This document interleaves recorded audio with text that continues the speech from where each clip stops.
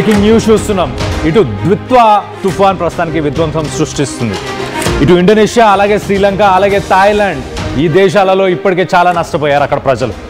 తుఫాను ప్రభావంతో భారీగా ఇటు వరదలు, ఒక్కసారిగా కొండ చర్యలు కూడా విరిగిపడ్డాయి. దాదాపు 1200 మంది, ప్రస్తుతానికి మృతుల సంఖ్య 1200 మందికి చేరింది.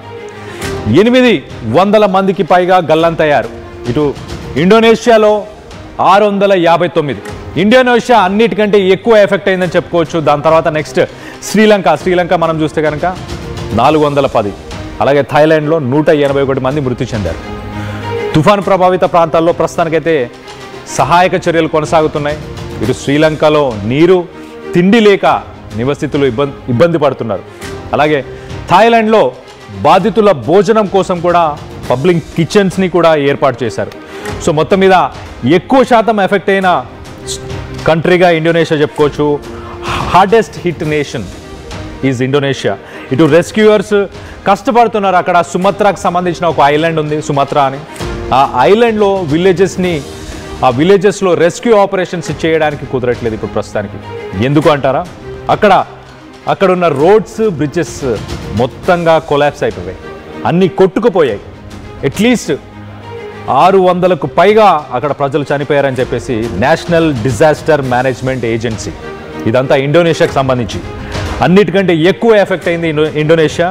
So national disaster management agency కూడా అది కూడా ధృవీకరిస్తుంది. అట్లీస్ట్ ఒక 600 మెంబర్స్కి పైగా చనిపోయారు. అలాగే ఒక 475 మెంబర్స్ సిటిజన్స్, సివిలియన్స్ ఇంకా మిస్సింగ్ ఉన్నారని చెప్తున్నారు. సో మృతుల సంఖ్య 600 నుంచి 1000కి పెరిగే అవకాశం కూడా ఉన్నట్టు తెలుస్తుంది. ఓన్లీ ఇండోనేషియాకి సంబంధించే దాదాపు 1000. సో ఆఫీషియల్స్ ఇంకా వెదర్ కండిషన్స్ రానున్న రోజుల్లో, ఇటు ఇండోనేషియాకి సంబంధించి వెదర్ కండిషన్స్ రానున్న రోజుల్లో ఇంకా బ్యాడ్గా ఉండే అవకాశం ఉంది. Worsening weather conditions and damaged infrastructure are slowing operations. ఇటు ఇన్ఫ్రాస్ట్రక్చర్, ఇటు రోడ్స్, బ్రిడ్జెస్, అంటే వేరే విలేజెస్కి, మండలాలకి కనెక్టివిటీ లేకపోవడం, అక్కడికి వెళ్ళి రెస్క్యూ ఆపరేషన్స్ చేద్దామన్నా చేయలేని పరిస్థితి ప్రభుత్వానికి ప్రస్తుతానికి. సో ప్రస్తుతానికి ఇండోనేషియా పరిస్థితి ఎలా ఉంటే ఒకసారి శ్రీలంకకి సంబంధించి ఎలాంటి సిచ్యువేషన్ ఉందో కూడా చూసే ప్రయత్నం చేద్దాం. ఈ సైక్లోన్స్ ఎఫెక్ట్లో హార్డెస్ట్ హిట్ నేషన్ వచ్చేసి ఇండోనేషియా. అతిగా డ్యామేజ్ అయ్యి ఎక్కువ శాతం ప్రాణ నష్టం, ఆస్తి నష్టం జరిగింది ఇండోనేషియా. సెకండ్ ప్లేస్లో ఉంది శ్రీలంక అని చెప్పుకోవచ్చు. శ్రీలంకలో ప్రస్తుతానికి 352 మంది ప్రస్తుతానికి ఇంకా మిస్సింగ్ ఉన్నారు.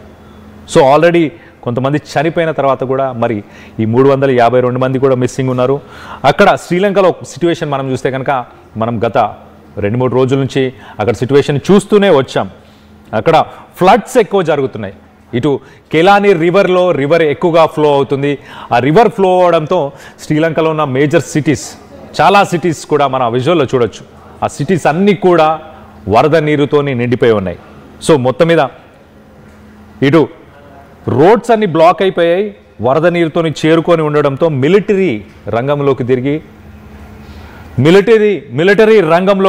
దిగి ఇటు మిలిటరీ రెస్క్యూ ఆపరేషన్స్ చేయబడుతుంది. అలాంటి సిచ్యువేషన్ ప్రస్తుతానికి శ్రీలంకకు సంబంధించిన ఏరియల్ ఫుటేజ్ మనం చూడొచ్చు చాలా క్లియర్గా. కెలాని రివర్, అలాగే మిగతా రివర్స్ అన్నీ కూడా ఉప్పొంగి పొర్లుతున్నాయి.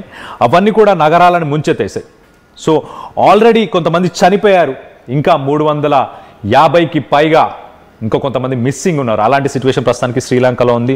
చూడండి, అక్కడ ఆర్మీ రెస్క్యూ ఆపరేషన్స్ మొదలుపెట్టింది. ఇటు ఇండియా నుంచి కూడా సహాయక చర్యలు చేపట్టాము. ఇక్కడ నుంచి మనం కూడా మెడిసిన్స్